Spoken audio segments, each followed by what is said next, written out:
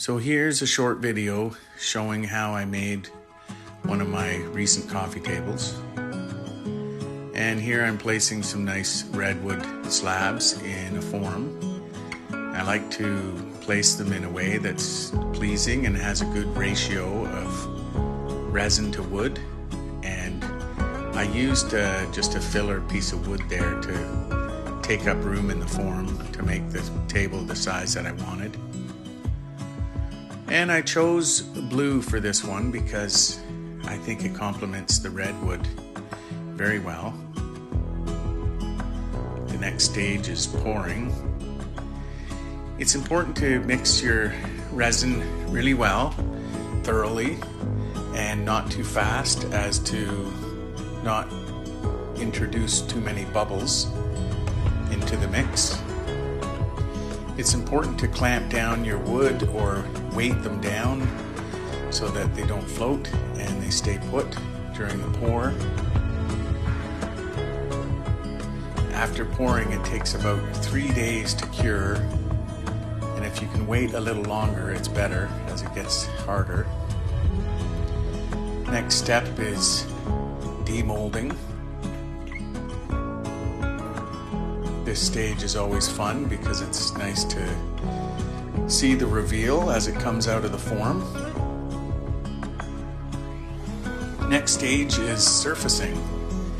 Here I'm using my Festool 2200 router to flatten both sides. This process is always fun but messy.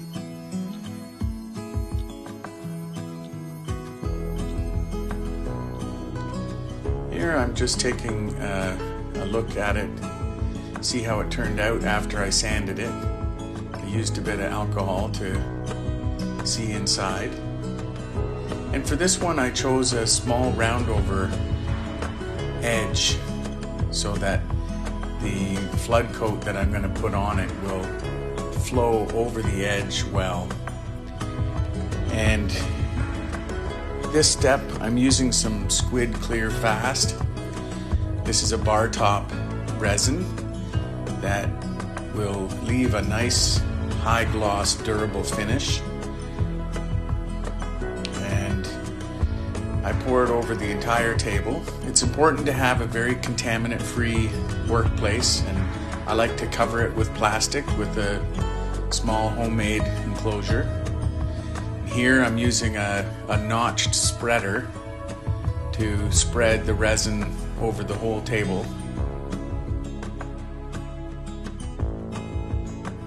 And I'm just showing a bit of the color here to see how it's going to turn out. And I used a small brush to make sure that the edges were thoroughly covered. I also used some painter's tape on the bottom edge. And when the drips are almost dry, I use a heat gun and I warm up the drips so that as I pull the tape off, most of the drips come off. And then I'll just simply sand the rest off and blend it into that bottom edge. For this one, I chose an oil finish on the bottom, partly for time constraint, but also I think it leaves a nice finish on the bottom. And here I'm just giving it a quick buff, getting it ready for legs. And here I'm using some nice black cherry that I salvaged locally, and I'm attaching with coarse thread wood screws and using some nice dark walnut wood plugs to cover them.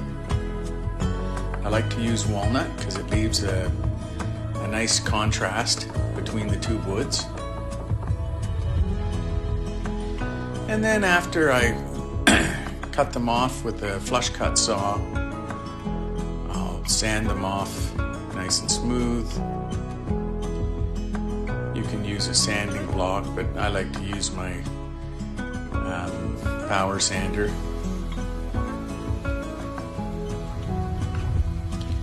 And then I'll just use a little bit of oil to touch them up. Bring back the finish. And there you have it. a nice custom unique coffee table. And you might be wondering that edge, that blue edge I put on there, that's kind of my custom unique style that I do, that I've developed, and maybe one day I'll share that, but for now it's a mystery for you. So there you have it, nice curly redwood and squid epoxy coffee table.